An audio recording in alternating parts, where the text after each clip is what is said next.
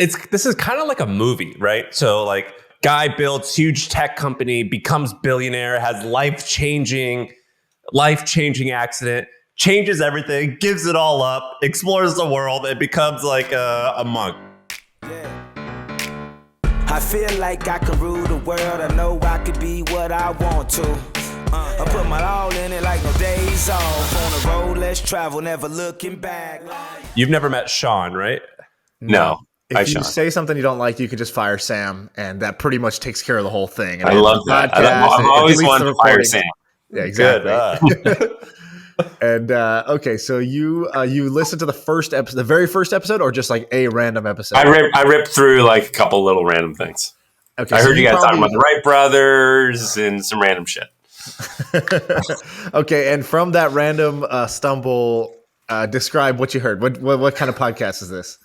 It's a podcast for entrepreneurs to get inspiration and ideas. Yeah. It sounds by the way, I'm not being condescending. I thought it sounded great. What I heard, it sounded great. Kind of like something I would listen to. That's what I was going to ask you. You know, is this something you would have earlier in your entrepreneurial career? Yes. Because now you're Mr. I've made it. You don't need that inspirational juice anymore, or maybe you do. I don't know. Never enough inspirational juice. Look, he doesn't listen to podcasts like ours, Shaan. He just buys them. Yeah.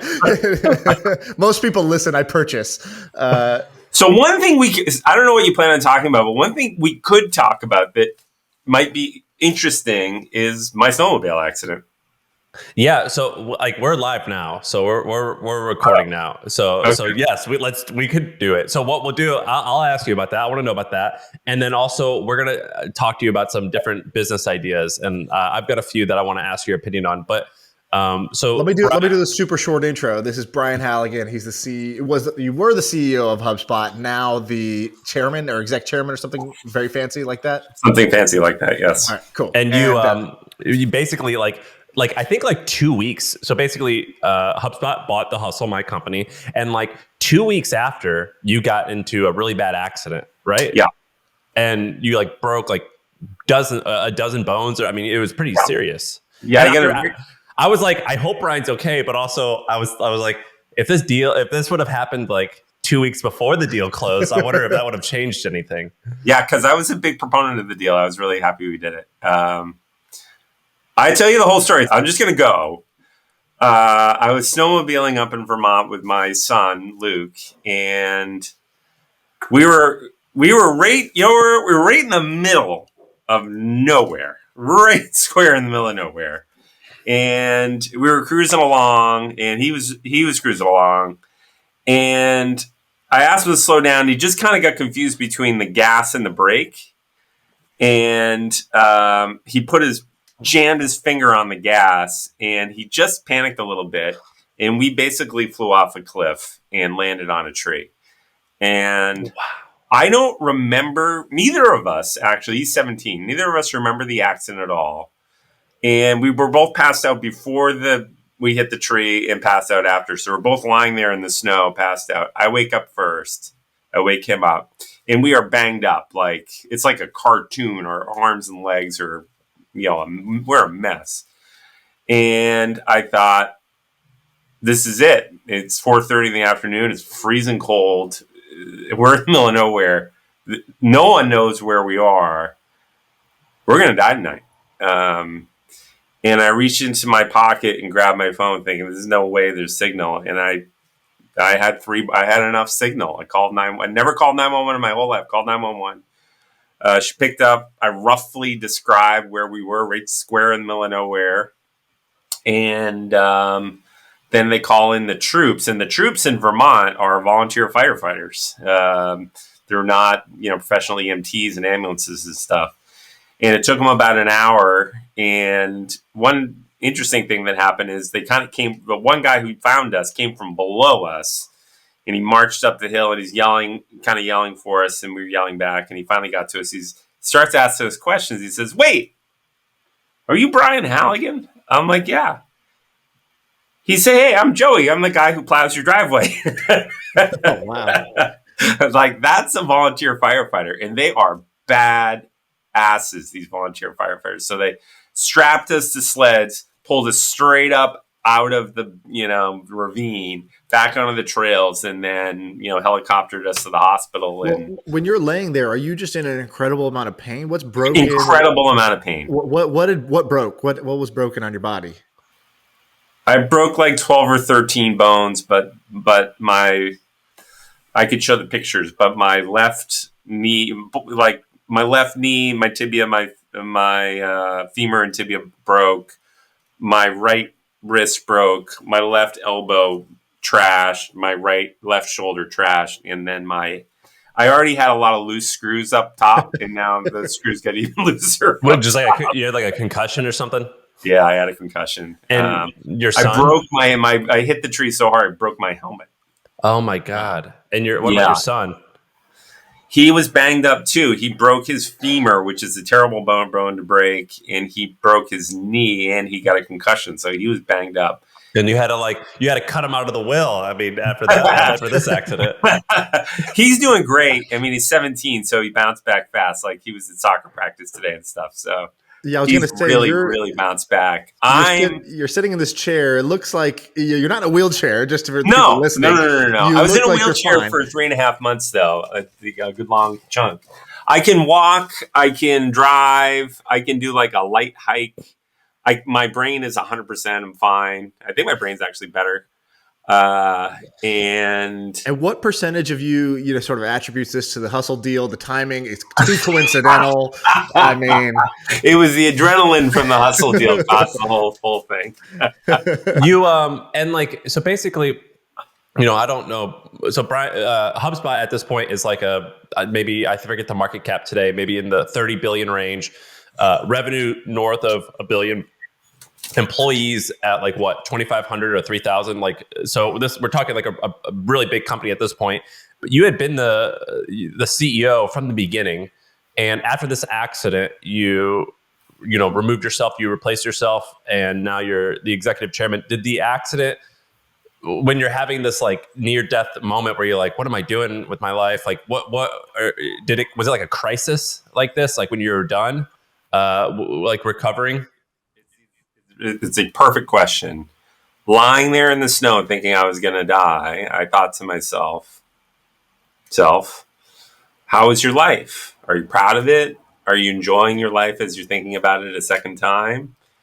If you live, what do you want to change about your life?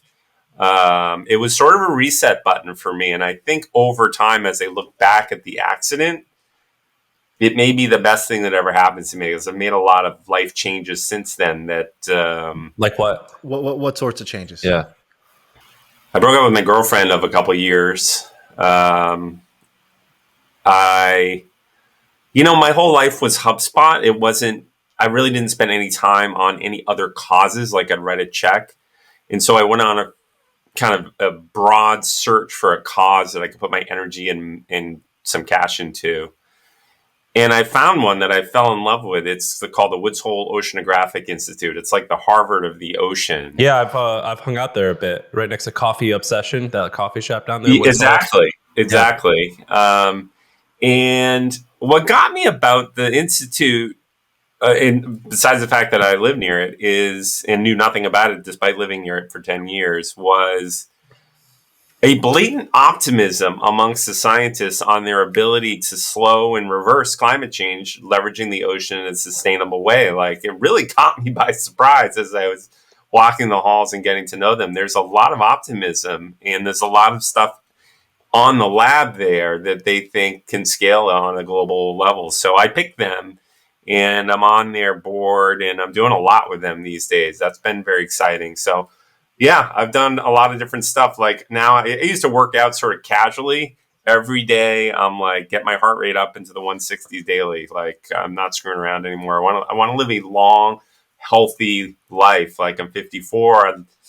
I'd like to live a long, healthy life. And I don't want to be an old man when I'm 70. I want to be a very vibrant 7-year-old. What have you been reading since your accident?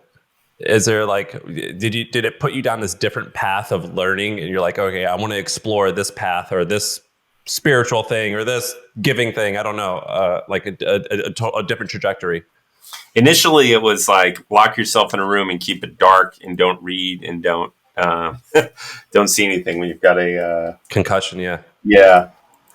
I read random stuff, but I'll tell you one thing that surprised me is when you have a concussion, like I had a neurosurgeon helping me, I had a shrink helping me, I had a shaman come and visit me, I had all kinds of people consulting me on how to recover from a concussion. And from the neurosurgeon to the shaman, they all said to do one thing. What do you think that thing is? Sleep.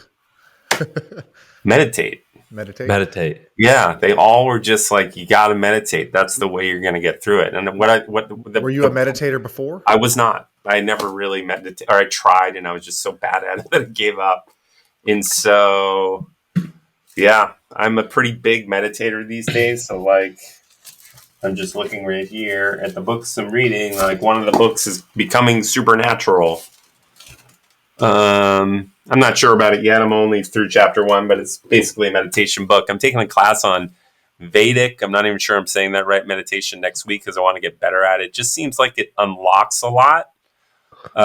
So this is kind of like a movie, right? So like guy builds like I don't know if this is true or not, but guy builds huge tech company, becomes billionaire, has life-changing accident, changes everything, gives it all up, explores the world, and becomes like a monk. Saves the ocean, starts to meditate. But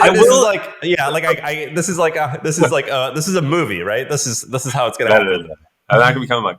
The other thing I would say is I'm still involved with HubSpot, so I'm still like today I've had 4 HubSpot calls, so I'm very much engaged with HubSpot. I'm just not engaged in stuff I don't like to do, like.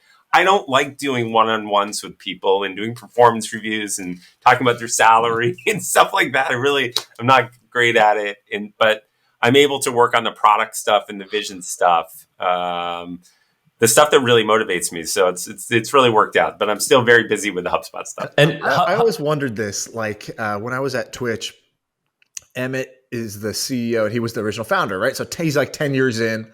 And he basically went from like, starting the thing with two or three, buddies basically to, 2,000 employees and, whatever, millions and millions of users. And for a long time, his thing was like, I'm not the professional CEO manager type. I'll get coaching there so that I'm not like awful at it. Yeah. But, I'm great with product and growth. And I'm going to there was like this perpetual candidate search for a chief product officer that somehow was never getting filled. And it's like, everyone knew it's because Emmett loves to do it and is great at it. And it's I had a little of this. Yeah. Yeah. I think it's pretty common to do for this to happen where the CEO's like, well, that's the thing I like. Don't take away the one thing I like when there's like the rest of it is just firefighting and politics. Like, I'm not super into that bit. And then, eventually found when I was there, found somebody who was a, really good product leader and engineering leader. And basically, over that year, I saw that person take more of that role. And then I was like, all right, Emmett, what are you going to do now? And he was like, I'm going to work on the vision and the long-term strategy. I was like, yeah, but when you wake up, what do you do? You just sit there and I'm going to think about the vision right now. It's like, that's such a weird, what do you do day to day? And I never really understood what that meant. And so when you say, I think I work on, the vision and strategy now, you wake up, what the heck do you do? Okay, so today there was a bunch of emails back and forth between Dharmesh and I about what's HubSpot look like 5 years from now. So literally, I woke up thinking about exactly that. Right. Turns out. And so you're doing it's like long form writing. So you're just like writing out. You guys are just like basically an email brainstorming session. Yeah, it wasn't even that long form. It was just emails back and forth. And just different product ideas in different areas we could go into. And then I read a lot. And so you guys probably saw that Amazon came out with like 8 billion new products yesterday that looked kind of interesting, actually. It's just amazing how much new stuff they had and how well it tied together. I think that started the thread. Like, holy crap, is there a lot of innovation coming out of that company? And yeah, there's a lot of R&D in there, but it's amazing the amount of innovation coming out of there. And I think that sort of started it. By the way, did you see this Infinidash thing that came from Amazon? Did you guys see this? No, what is it?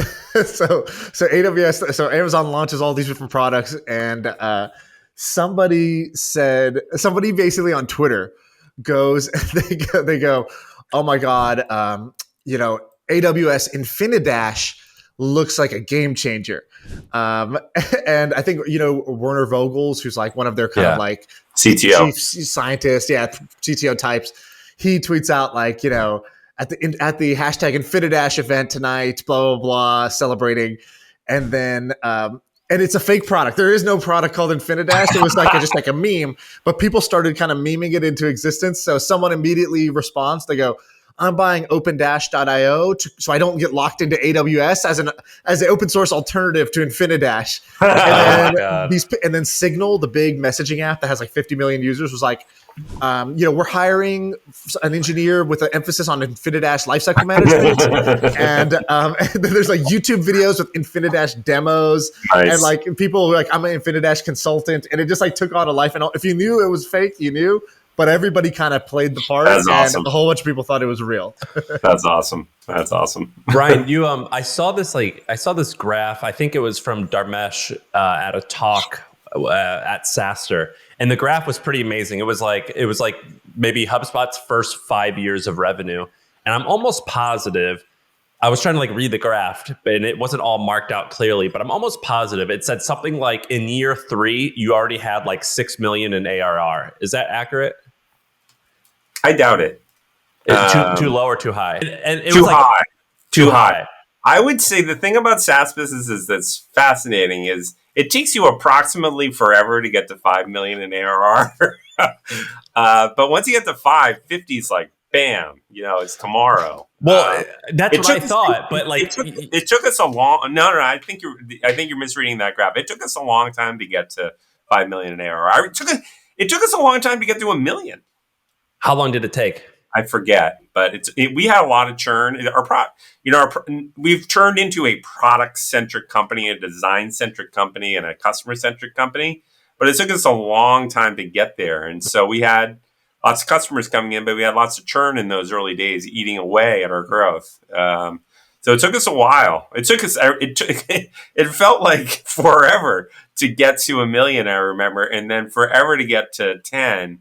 And then all of a sudden, bam, 100, then bam, 2, it started happening fast. And even now, like we got to 1 billion and, it's starting to happen really fast now.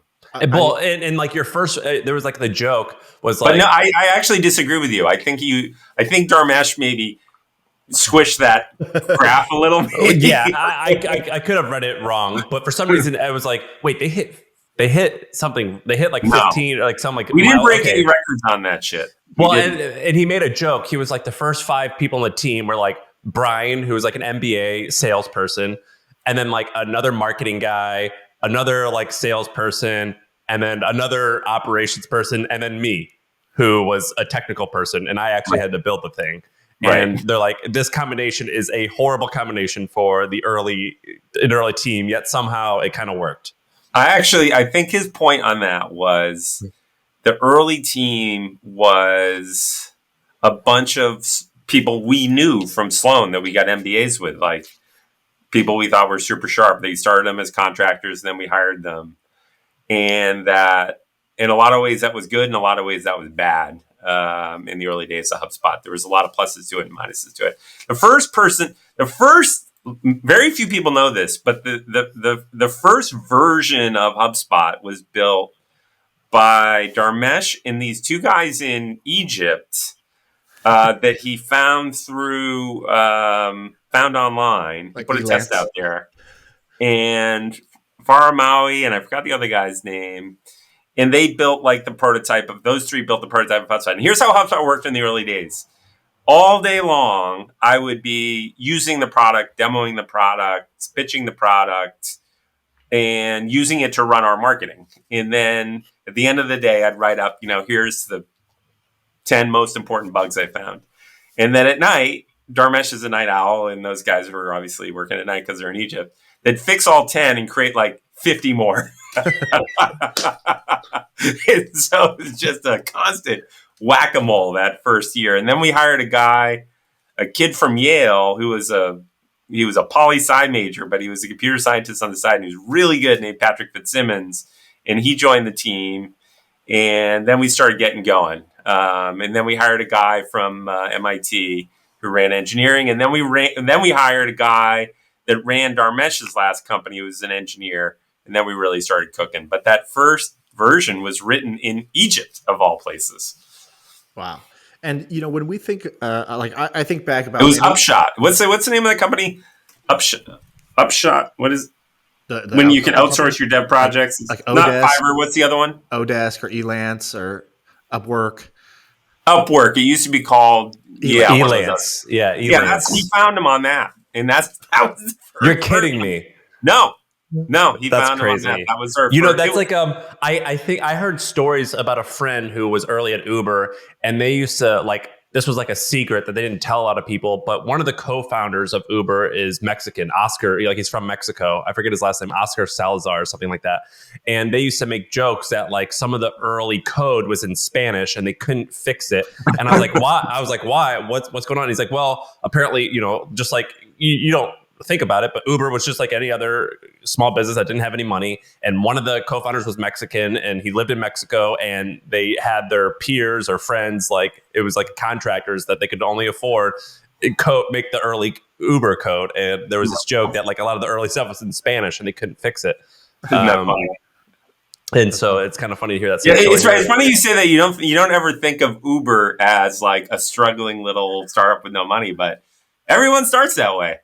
Except for today, there's so much money sloshing around. People don't start that way. They start with $5 million in their bank account. Well, the Uber guys had money. They just thought of it as a side project. They didn't think of it like this is going to dominate the world. They thought of it like this would be cool. We'll roll around in black cars in San Francisco and not have to worry about taxis. Yeah. But I don't think they had that much money. I know Travis had an exit, but I don't think that they were rich. Garrett through Stumble Upon, right? He had done well. He had done enough. But I don't think they were rich enough that they could put $3 or $4 million into a business before it really was. They knew it was going to be worth it. I don't think they. Those guys are hyper connected, right? They can raise a seed round if they needed to. So we were talking last episode about this company called NerdWallet, and the NerdWallet story. The part that's relevant, it's a big finance kind of blog basically, and they make a ton of money because they rank at the top of the search engine for best credit card for business, whatever. And they get they make $100 million off that referral essentially at the end of the day. But they got there by making great content, and it was like tortoise and the hare. Everybody else was just trying to farm as much content as they could. These guys were trying to do quality content. And for 2 years, they were sitting in their apartment just banging away at blog posts. And the traffic really wasn't impressive. And I was telling Sam, I was like, if I had started this company, I would have pivoted 10 times by then. If I was advising them, I'd be like, guys, look at the data. This is not working. But they had a lot of faith and they sort of kept going. And there's these perseverance stories. And then you hear these other stories that are well, we tried this thing, we saw the signals, and so we made a shift in strategy. And these inflection points are the hardest thing because as an entrepreneur, you never know which one. Is this one of those moments where I should be persevering in spite of the data, or should I be taking the signals and making a dramatic shift in what I'm doing, pivoting in some way? And I think everybody has, I look back at any startup I started, and I see multiple moments where maybe I made the wrong decision, maybe I made the right decision. It's very hard to say because you never know what would have come out the other side. When you look back at early HubSpot, are there any moments like that where either it was not when it was not working and you decided either to persevere or shift in your strategy, shift in your the way you guys were doing something? Yeah, there have been two big pivots in HubSpot's history that people don't talk about. The first pivot was about 6 months in. We were building kind of a general purpose platform for legal firms. We call it LegalSpot. This is probably something when we were still in business school, but we were spending time on it. And we had a prototype of it. And we would go to law offices and we'd demo it and try to get people excited about it. And they weren't super psyched about it, but there was a little piece of it that was around grading your website and around SEO that the law firms got excited about and got excited about the lead gen piece. And we stuck with this LegalSpot idea for a really long time. And we're just getting very mediocre feedback. And finally, Dharmesh and I were like, why don't we just work on that one thing they keep asking us about? And so we killed LegalSpot and we built Website Grader, and we built the lead generation system. And then we killed the idea of verticalizing it and went horizontal and sold it to all our friends and startups, basically.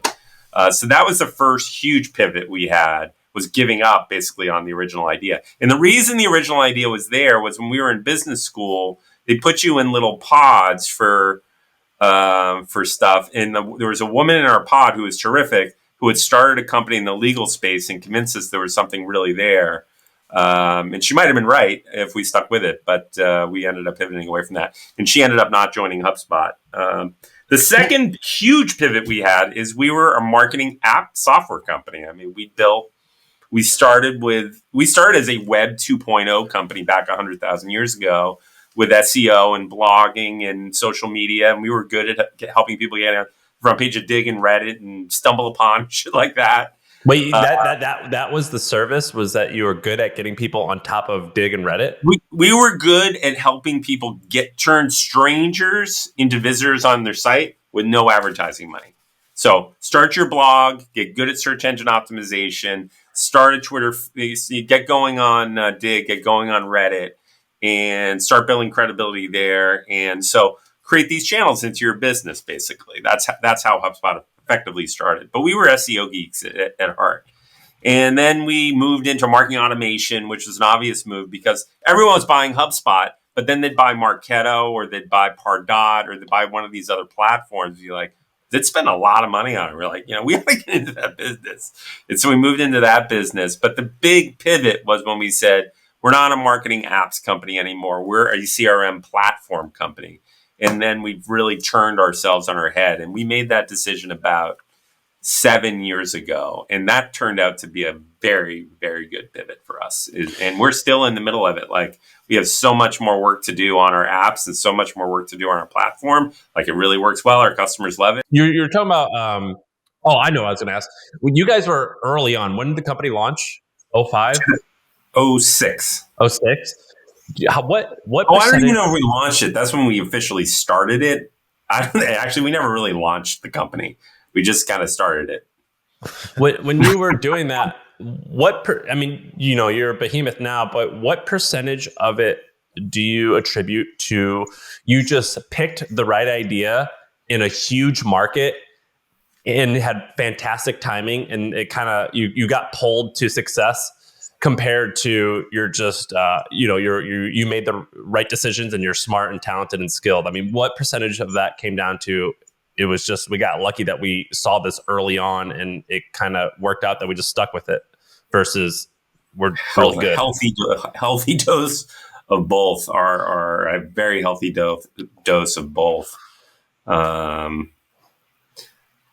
thing we saw and the thing that anchors me is I just watch the way people shop and the way they buy and the way they evaluate products. I'm sort of a little bit of an anthropologist of watching people buy stuff.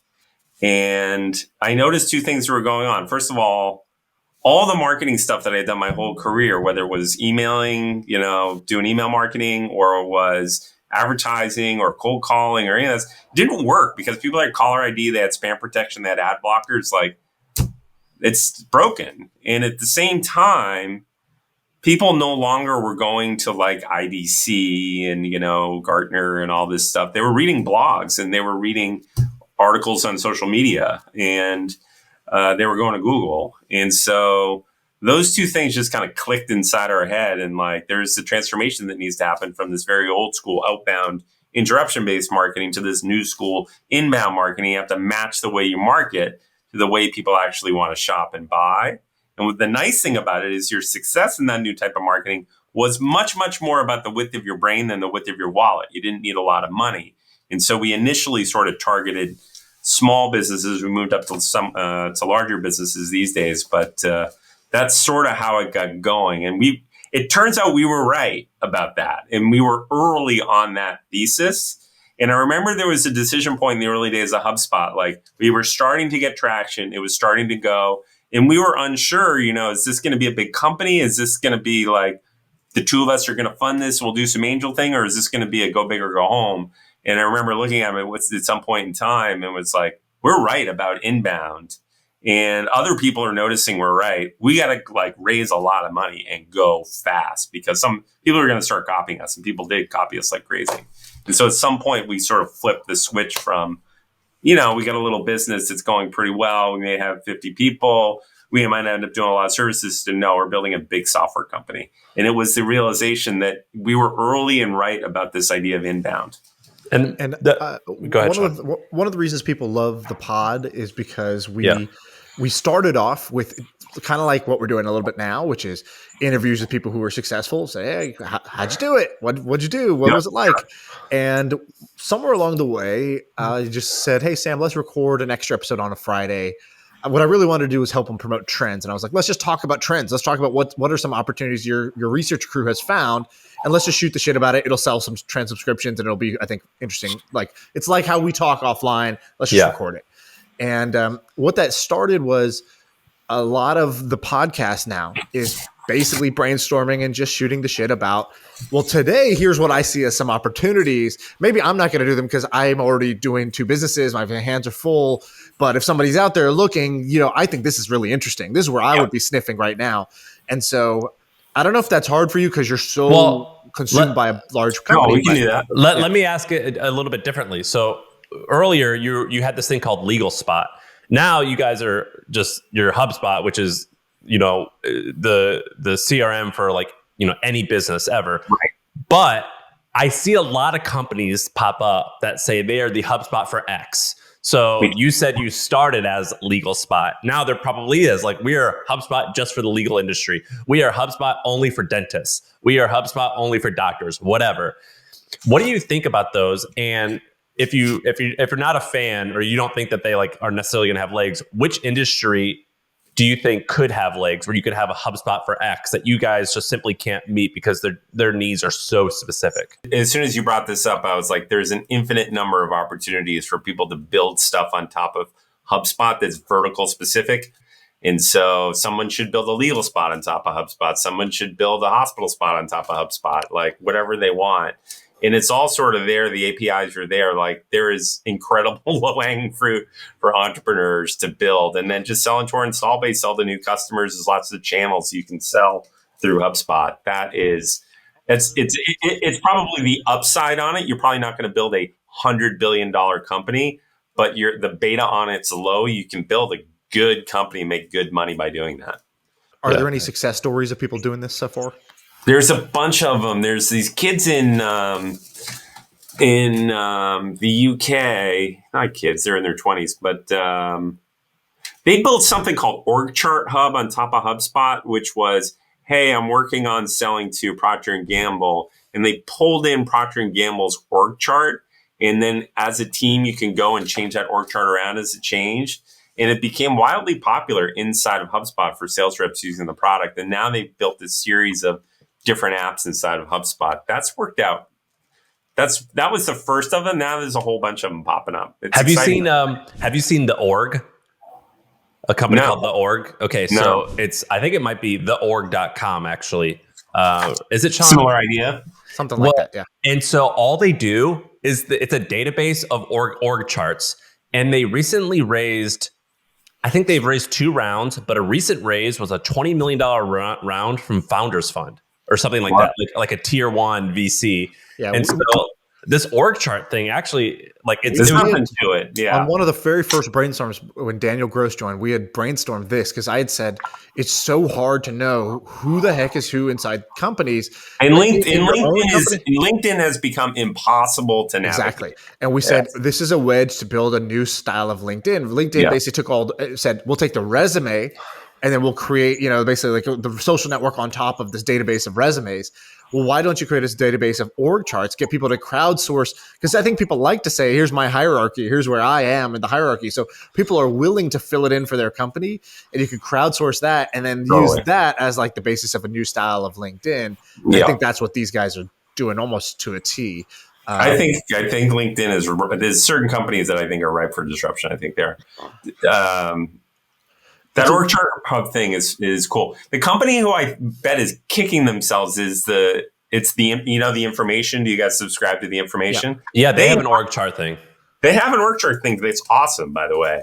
I bet they're kicking themselves they didn't spin that out into a company and raise venture for it and crowdsource that, because it's very good. I refer to it often, actually. Yeah, that's the media company DNA, though. All right, so what about non-HubSpot related? What if you were 21 today and you're thinking about business ideas, or you just graduated business school, like when you started HubSpot? What would have your fascination, your curiosity? Where would you be building? What opportunities have you seen that you're like, okay, if I had a clean slate of time, here's where I would go. What I would go for. Okay. I like to think about like the big trends and then sort of zero in on, okay, what's an idea on the big trends? So I just think just the most ginormous trend that's going on. And I saw it in HubSpot's board meeting last week. So I've been out for 6 months. I went to the first board meeting. We had an hour and a half discussion about the environment. And we have this whole chart on how we eventually want to get to a zero carbon footprint.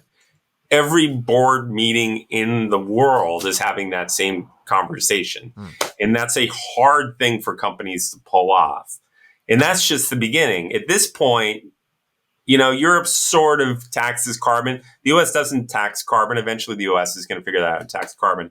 I just think clean tech, ocean tech, there's going to be trillions of dollars made in that industry. Can you explain that from a big company's perspective? Because I've never, our business was much smaller than HubSpot. And so like when I thought about climate change, I'm like, yeah, that's important to me as a person. But like my business, I'm just trying to make payroll. Like I can't even think about that at the moment. Like, how my company fits into that.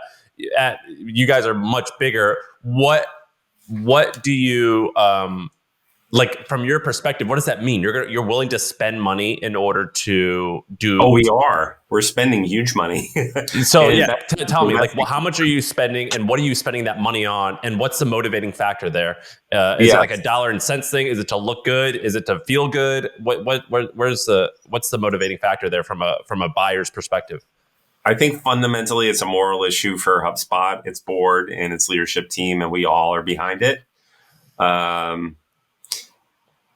Even if you didn't moralistically believe in that type of stuff, your employees are going to force you to do it. Your investors are going to force you to do it.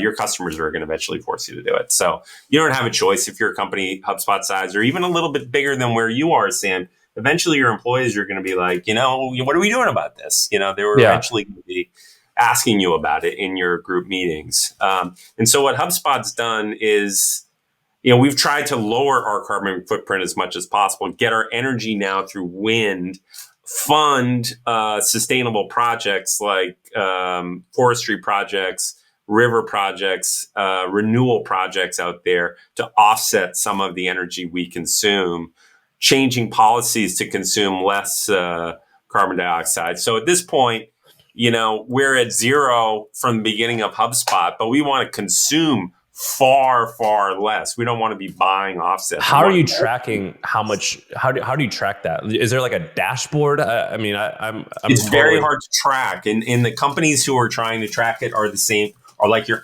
auditors, like the Price Waterhouse and people like that. And there's no great way to track it. So it's a big business opportunity for companies that can figure out how to track that stuff well. Have you heard of what was the thing we were talking about, Shaan? Was it LEED? Yeah, LEED, LEED. So it stands for Leadership in Energy and Environmental Design. Have you ever seen a building that has like a LEED scored? Yeah, or something like That'll that. Happen. That'll happen. We were looking it up on the show. We were talking about that. We're like, it's kind of interesting. And so it's a nonprofit. So you can actually see their sales. And their revenue is like $36 or $38 million. And it's something, I think it's highly recurring. And it was kind of a shocking business. And it was weird. It's like, what on earth made all of these people believe that LEED is like the thing? And it's like JD Power for cars. It's like, I don't actually, or Gartner. It's like, I don't know. I think they just kind of said that they're the experts and everyone kind of bought into it. And I'm like, I think similar. Yes. I think even beyond that, like carbon sequestration is going to have to become a thing if we're going to solve it. And people are investing in ways to pull carbon out of the air that are really expensive right now. I'm optimistic on our ability to pull carbon out of the air with the ocean in a more effective way. But at some point, you're going to need to be able to say to HubSpot, to Microsoft, to whoever, hey, you purchased a certain amount of credits around carbon sequestration. Is it legit? And have a true measurement system that's quantitative, not just like most of the stuff out there is survey based. Did you do this? Did you do this? Did you do this? And you sort of self-certify it. Right. There needs to be a more like Nielsen than JD Power, Right. And there's a huge opportunity there so for entrepreneurs. So let's say you're right. Okay, so that's the mega trend, and you say, okay, I could see the world is moving in this direction, and it's going to need some catalysts, some companies that help accelerate it in that direction, or pull the future forward. Where's your inclination or how do you approach something like that? Because I think for most entrepreneurs, they say, okay, climate change. Well, okay, that's daunting. Like, I got to save the planet. All right, that's sort of a big idea here. I don't really know where to start. And then there's all sorts of frameworks you can use, like picks and shovels businesses. Like, how do you sell tools to the people who are going to be trying to fix this problem? Or investing in a portfolio of companies that are all doing this. There's deep science where, like, would you go find a partner like Dharmesh who's got an idea around some technical solution to sucking carbon out of the air? How would you actually go about approaching it once you decide, okay, this is where the puck is going? How would you actually tackle that as an entrepreneur? Okay, so we just rolled the clock back to I'm an MBA at Sloan, and I'm looking for a partner and a business opportunity. And back then, it made sense. Dharmesh and I made perfect sense. We were both super passionate about small businesses and Web 2.0 and disruption, and we took all the same classes, and we liked each other. At this point, I wouldn't be looking for a Dharmesh. I'd be looking for somebody from the other side of the university, most likely, that could help me figure this, like, how do I get more plastic out of the ocean? Or how do I, once I get that plastic out of the ocean, turn it into products in a much more efficient way? How do I get really smart about carbon sequestration? How do we get kelp to soak up all the carbon in the world and then drop that kelp into the bottom of the ocean and sequester it for thousands of years? I'd be looking for scientists and engineers who are working on that type of stuff. And I think it's endlessly fascinating. I think it's and I think the answers are there. I actually am confident that the capitalist system, the startup environment, can solve some of these problems. Like, you read the news and you just think, oh, we're never going to fix it. Like, it's the end of the world, and we're never going to get that 1.5 degrees Celsius, or it's going to blow by.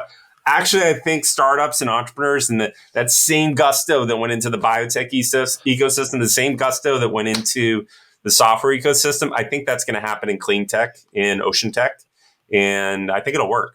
Did you see, Shaan, I think you're friends with this guy, the old CEO of Reddit, who has a new business, and it's like, he's like Johnny Appleseed. It's like only planting trees or something like that, right? Terraform, I think, is the name of it. What is that? Do you know what that is? Yeah, so this guy, Yishan Wong, and he was, I think, early kind of Facebook, and then he ended up becoming he was hired as CEO of Reddit.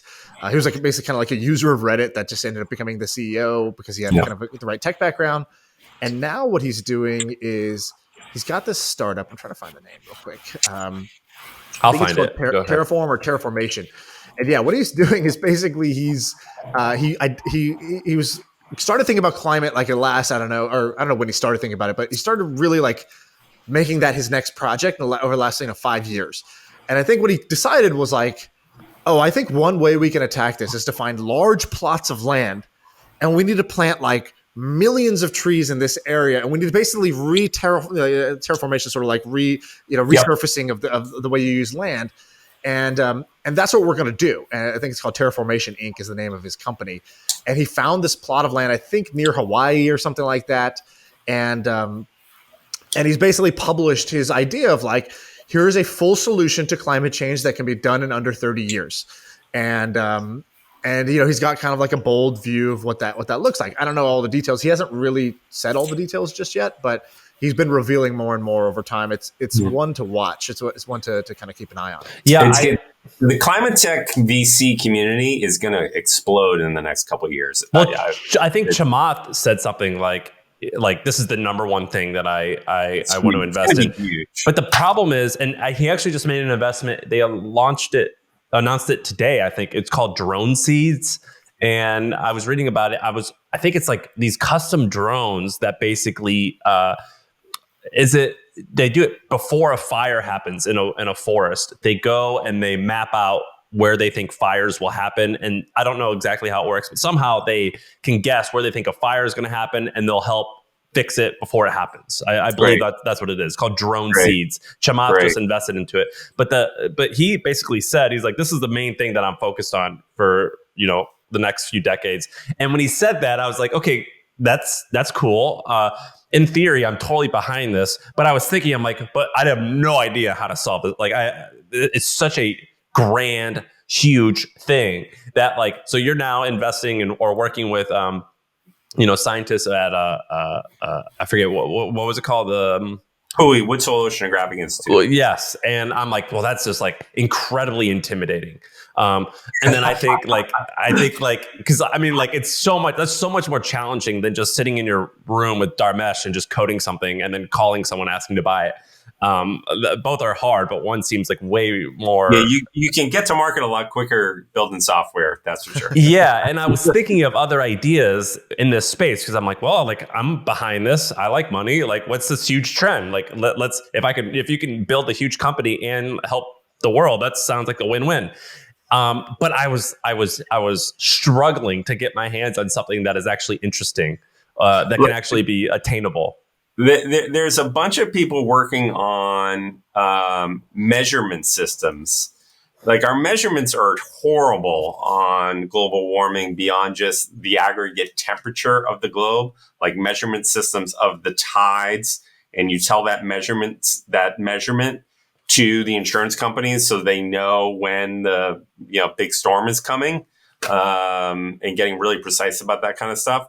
Systems to measure the salinity of the oceans, the temperature of the ocean, the temperature of the atmosphere, and using all that information to input to the carbon exchanges that happen in Europe and hopefully globally someday. There's going to be a whole stock market. You think there's a stock market, there's a commodities market, there's NASDAQ, there's the New York Stock Exchange. That's going to happen for carbon. And think of all of the businesses that happened around that marketplace. There's this company right now that I see being advertised everywhere. I think it's called Aspiration. And basically, have you, Brian, noticed that there's all these new credit card companies coming out? Basically, what they do, I'm kind of dumbing it down, but I believe this is exactly how it works. They just partner with MasterCard. MasterCard typically takes 1% of the purchase price from the merchant and makes money that way. MasterCard then says, hey, if anyone starts a new credit card system and you're able to convince these people to sign up, we'll split that with you. And that's kind of how that's kind of dumbed down. And there's this new company called Aspiration, I think it's called. And we predicted this on Trends, shockingly. This is something that we nailed way before this company came out. And it's called Aspiration. And what they do is, and I have no idea how they do this, but whenever you make a purchase, it tells you on your phone how much carbon it used, or what the impact on the environment was. And and when I heard about this, I'm like, I don't buy this. I can't believe someone I care about this stuff, but that's just amazing that someone's willing to switch credit cards just for this reason, because switching credit cards is a pain in the ass. And these guys, I think they've raised over $100 million, and they've attracted so many new customers just on this idea. And it was shockingly interesting. I never in a million years would have thought that would take off like it did. Yep. I think this is a huge $1 trillion industry. It's going to be software industry is a huge industry. Biotech's a huge industry. This is going to be a giant industry. And there's lots of ways to get at it. But it's a different model. It's not just, hacking together something on the weekend, testing it, and then iterating on it. It's a little different. So if climate is a trend, a big wave that you believe in, what are some things that you see other entrepreneurs doing that you are less excited about, or you're not a believer in? Is there some trends? Because there's sometimes head fakes or things that are too early, that the time is not now. I'm curious, what do you see? Or the time has passed. You're not a believer in, you're not interested in, that sort of thing. Ye old enterprise software companies with ye old giant outside sales forces. It just feels like the time has passed to build that kind of thing. And I've predicted that before and been wrong. But it feels like there's a new breed of company that sells in a new way, and they start with small businesses, whether it's Shopify or it's Stripe or it's HubSpot. There's a new way to build a company, and it's not targeting Fortune 500 companies. When I see these companies starting, we're targeting the Fortune 500, take the technology piece away. just all the compliance work you have to do to be able to sell to those companies and all the boxes you need to check to get in there. And then the sales model is just like, oh, good luck. That's a tough road to hoe. And I want to read a couple of tweets that you had put out, and I want to hear you kind of elaborate on them a little bit. So one is, you need to manage something along the lines of, you need to manage your creative people with loose reins. And that's from Lorne Michaels, the sort of, I think he's the producer or the creator of Saturday Night Live for a long time. So what was, what struck a chord with you about that? Okay, you actually brought up something earlier that I thought was really interesting about the Twitch CEO. Yeah. So in the early days of HubSpot, I'm not a product guy, by the way, by training or by DNA for that matter. I think someone described you. I believe it was Kip. I'm a sales guy. He said you're the best salesperson he's ever met. Yes, I'm a salesperson. And I grew up in sales. I grew up in enterprise sales, which is ironic because I just said I think that industry is dying. But I tried to convince myself that I was a product guy in the early days of HubSpot. So I read everything I could about it, design books. I read everything about Steve Jobs and you name it. And I just tried to get really smart on it. And the truth is I just was not good at it. And we hired one product manager, didn't work. We finally found a product manager that I liked and we sort of built around.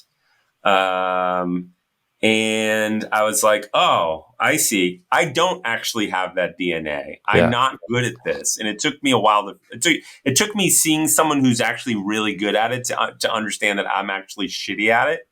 And I was like, oh, I get it. And then I had to figure out, well, how do I manage this type of person?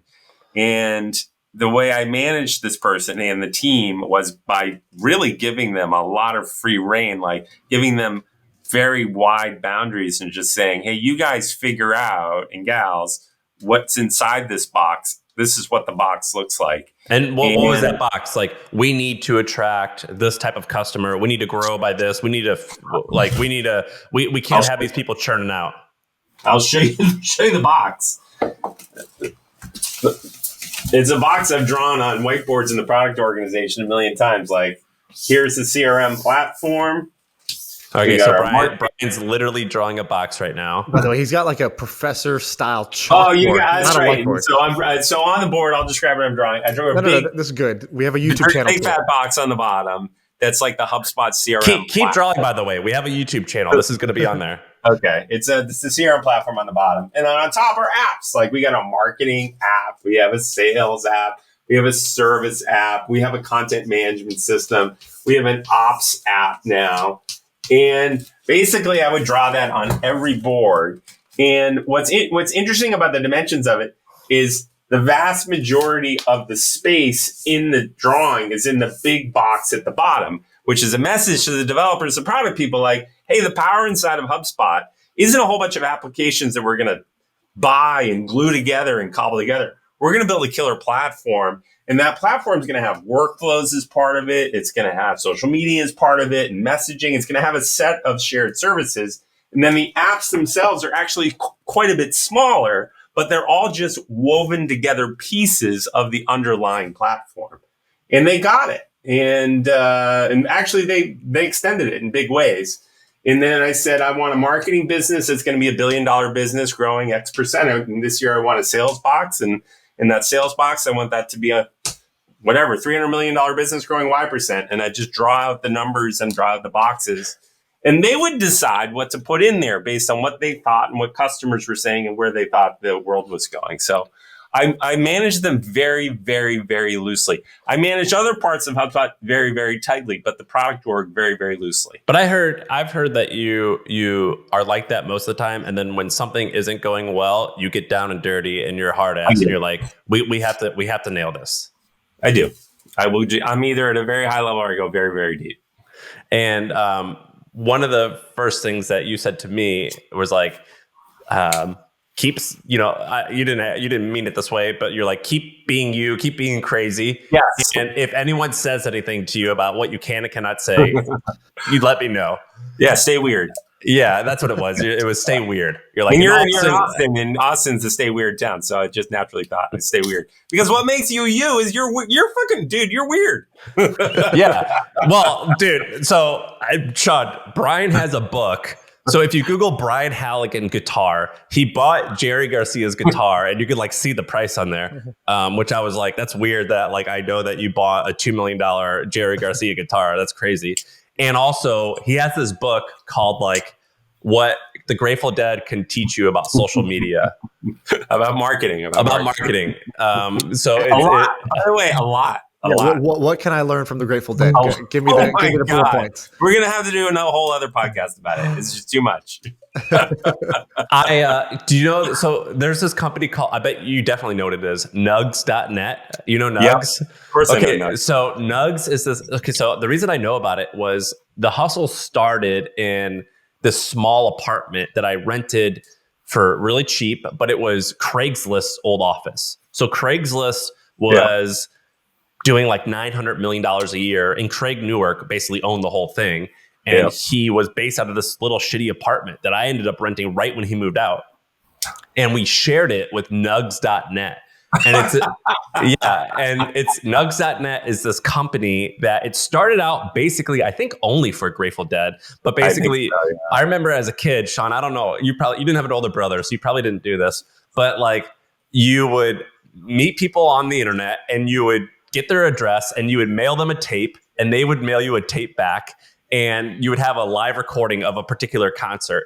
And Nugs.net was the platform or the message board kind of where you could like meet other people who went to a Pearl Jam or a Grateful Dead concert, and you trade tapes. I don't even know what they do now. Now it's cool. Now it's a live broadcast for concerts. It's awesome. So you want to see a Dave Matthews concert tonight? You know, they're probably broadcasting it. It's awesome now. They've really come a long way. That's an awesome app now. And they so they started as this the exchange. I guess now they have like a thing. And we were talking about the Grateful Dead and what you can learn from. These people have the most there's like a few things. Like moms are like really culty about like products for their babies. Dog lovers are kind of like this. Health nuts can be like this, and like Grateful Dead fans and like the people who are into like Fish, Grateful Dead, this type of stuff. It's their engagement is off the charts. If you go and look at the. So I'll give you a non sequitur. In a weird way, the Grateful Dead inspired HubSpot, and here's how. So Sam, let's say you're going to a Rolling Stones concert. And you show up with your big camera and your giant like recording equipment. What happens when you get to the door? They say bounce. You bounce. Can't. And what does the Grateful Dead say?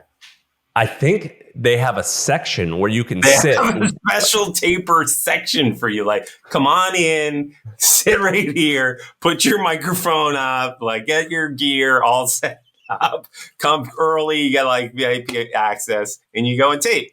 And then you listen to the concert. And one of the things about the Grateful Dead that's interesting, like when you see the Rolling Stones, you see them in Boston, they play a certain set list and they play it very precisely and they're very good. Then they go to New York and what do they play?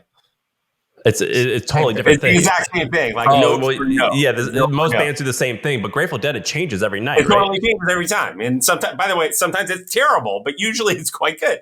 And so you tape in Boston, and then you go to New York, and they do, Giant Stadium for 2 nights. And then you go to Philly, and you follow them around. And by the end of the show, you've got 15 shows, of your tapes, and you pick the 2 or 3 real good ones, and you make copies for your friends, and you send them around to your friends. And then you're at some fraternity party or whatever, and somebody's playing this tape, and the person next to you is like, "Hey, what's this crazy gypsy music they're playing?" You'd be like, "Oh, it's the Grateful Dead. Why don't you come with us? We're going on the summer tour this summer. Come along with us." The Grateful Dead were the first and best inbound marketers. They gave away all their content, and they used the best content to spread the word around the internet. They were very inspirational behind inbound and content marketing and all that stuff. They were the first ones. They were the really first ones to really embrace viral marketing in a super, super modern way. And back then there wasn't email marketing and there wasn't social media,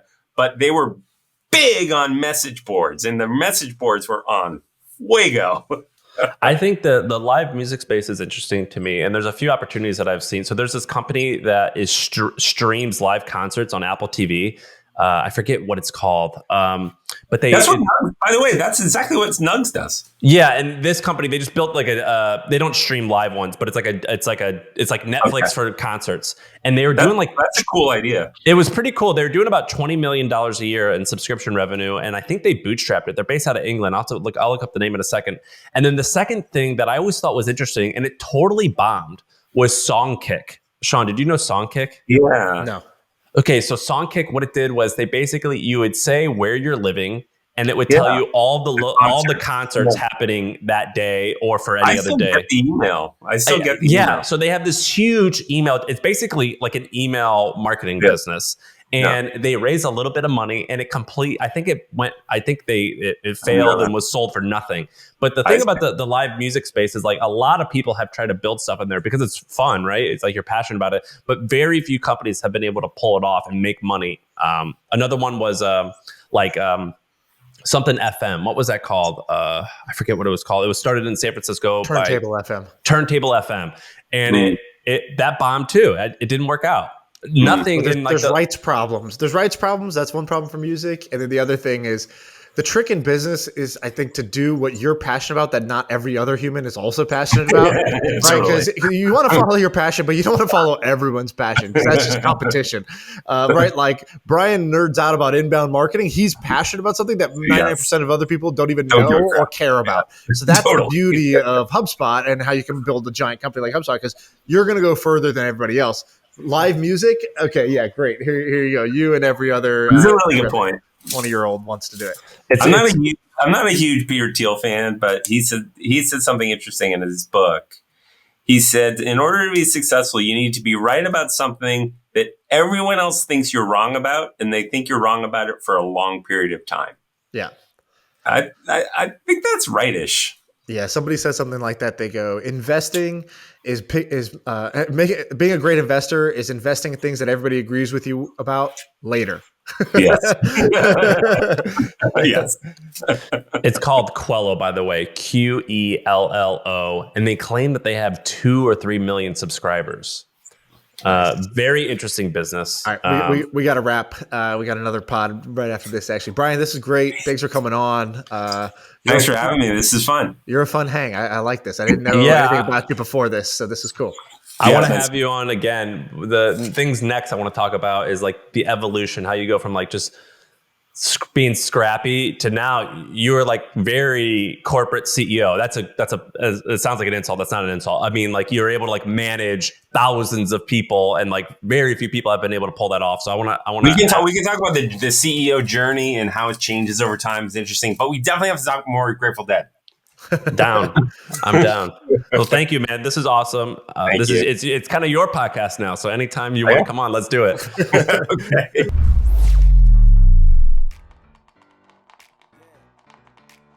I feel like I could rule the world. I know I could be what I want to. I put my all in it like no days off. On the road, let's travel, never looking back. Like